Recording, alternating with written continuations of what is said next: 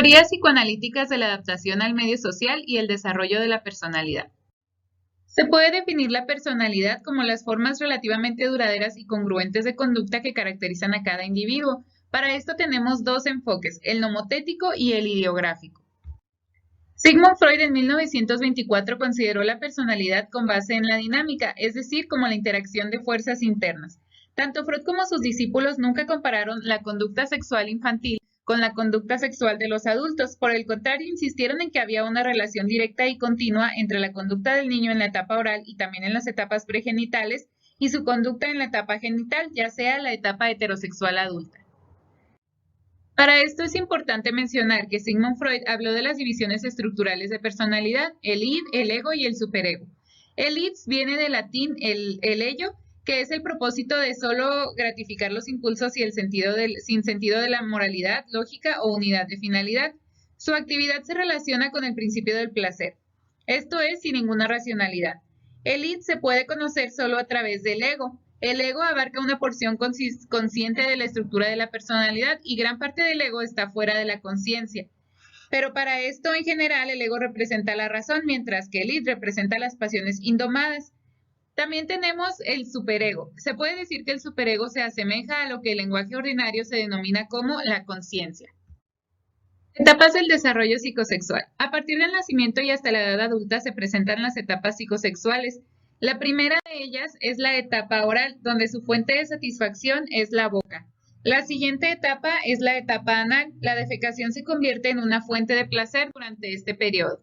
En la tercera etapa tenemos la etapa fálica, que es donde se presenta el complejo de Edipo o el complejo de Electra. La siguiente etapa, que es la cuarta, es cuando los niños entran a la etapa genital. Esta es en la pubertad, la adolescencia y también principios de la edad adulta. Sigmund Freud y sus discípulos consideran que los 5 años de vida son los más significativos en el desarrollo del individuo y sostenían que la principal estructura de la personalidad. Durante estos 5 años se pone que los niños atraviesan por una serie de periodos críticos durante los cuales determinadas experiencias tienen mayor probabilidad de afectar el curso de su desarrollo. Etapas psicosociales.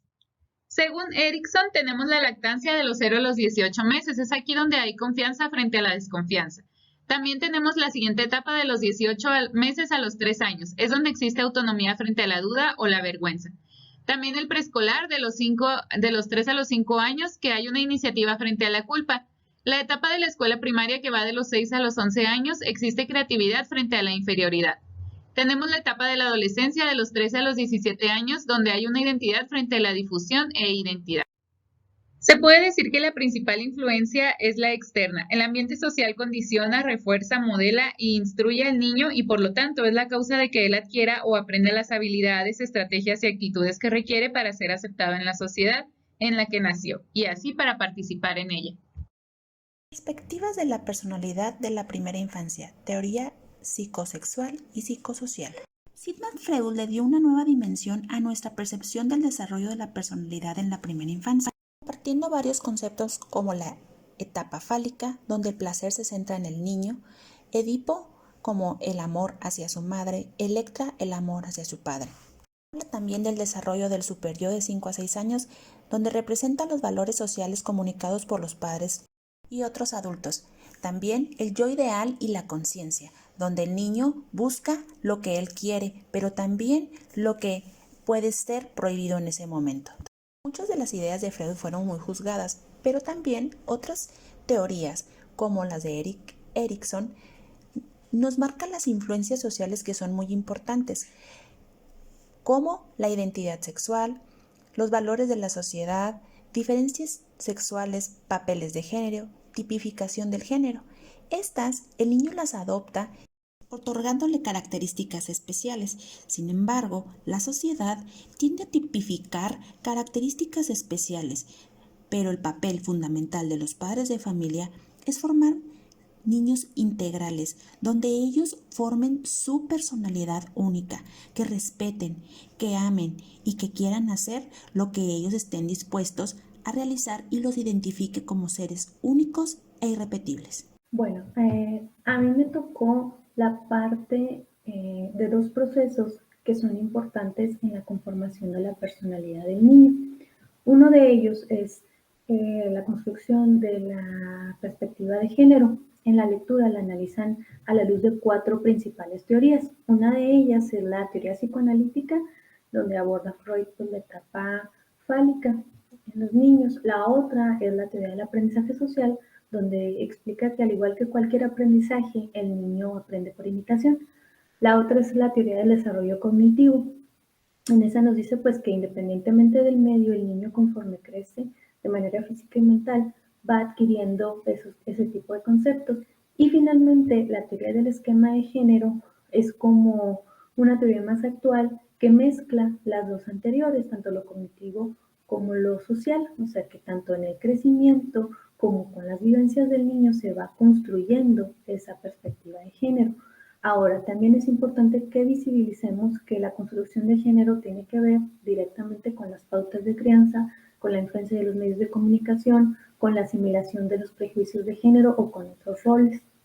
Y como educadoras es muy importante que veamos la manera de que desde la edad temprana podamos ayudar a los niños a que tengan una visión mucho más neutral, que el niño perciba modelos funcionales de adultos, tanto en hombre como mujer, que perciba que la vestimenta debe ser indistinta, que los colores, los juguetes, los juegos, todo eso.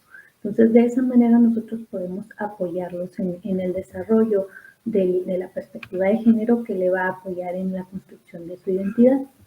Y el otro de los procesos que es también muy importante dentro de la personalidad es cómo se va construyendo el temor en los niños.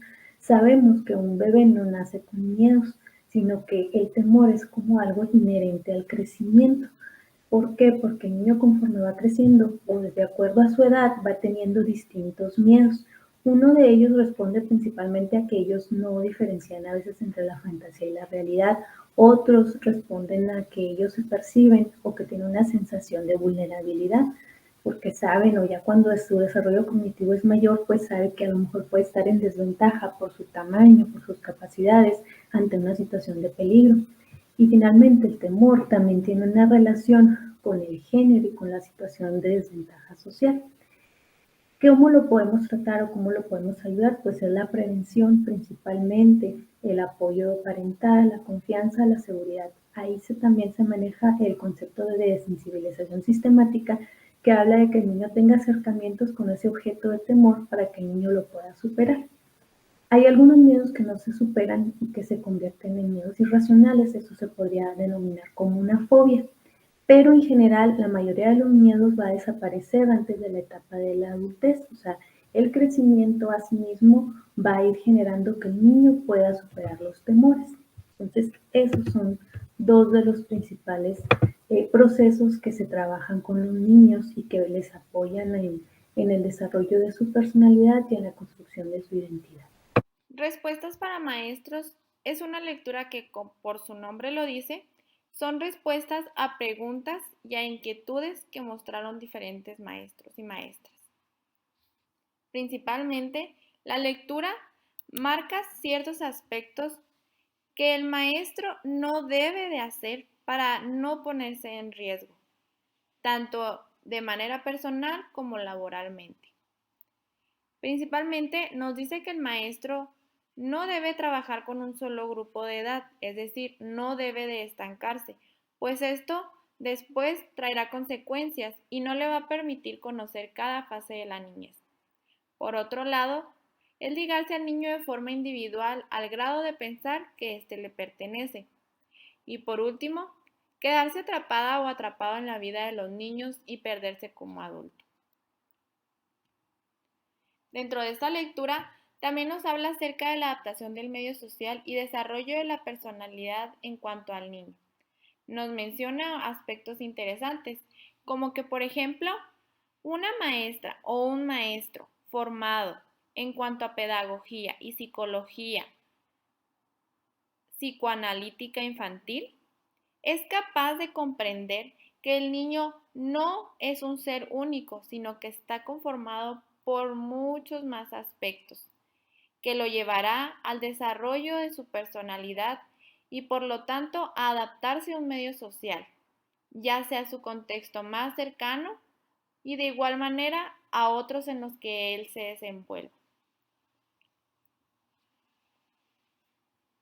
De igual manera, nos menciona que para la adaptación del medio social es importante tomar en cuenta otros aspectos, no solamente los que se ven a grandes rasgos, sino otros, como también lo que es las diferentes pulsaciones.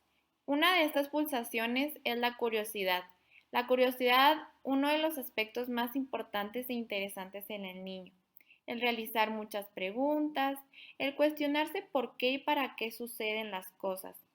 Esto forma parte de la adaptación al medio y sobre todo también a la personalidad del niño.